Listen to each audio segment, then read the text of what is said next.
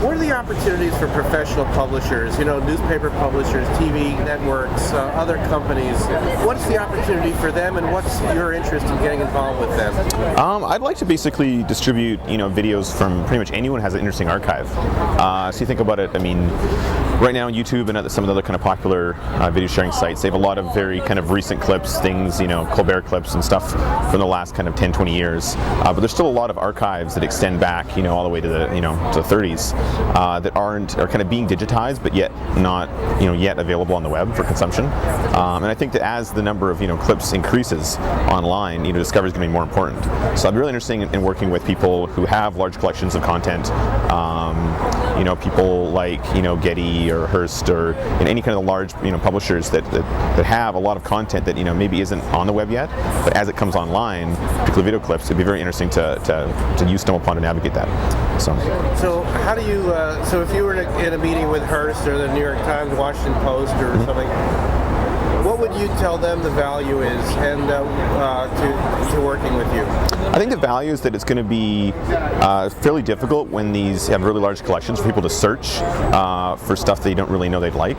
Like, for example, you could search for a particular Motown band and search for one band, but people might want to see like a collection of different stuff. It's not just related to one query, but a lot of related things. And StumbleUpon do a really good job of putting things into rough categories and letting people discover stuff they weren't specifically looking for, but they'll find very interesting. So if you've got thousands and thousands of clips of content and you want people to be able to navigate in a very easy manner, I think we definitely help with surfacing the most interesting and relevant content for a particular person to someone with only a few clicks, and not actually requiring them to go and look as proactively as they currently do on something like YouTube. So I think that could be helpful in kind of letting people navigate that kind of long tail of video content, and the more content there's online, the more required that recommendation and proactive discovery is. So what's the challenge for a publisher to make their video archive stumbleable? It's actually pretty easy. It needs to just be a Flash player, which can be embedded, because basically we're kind of aggregating, a lot of different videos, and just kind of recommending a sequence of embeds. It needs to be autoplay capability, because when people click the Stumble button, we'd like to be able to start playing right away. Ideally, no pre-roll. We really prefer kind of mid-roll or post-roll or kind of contextual at the bottom.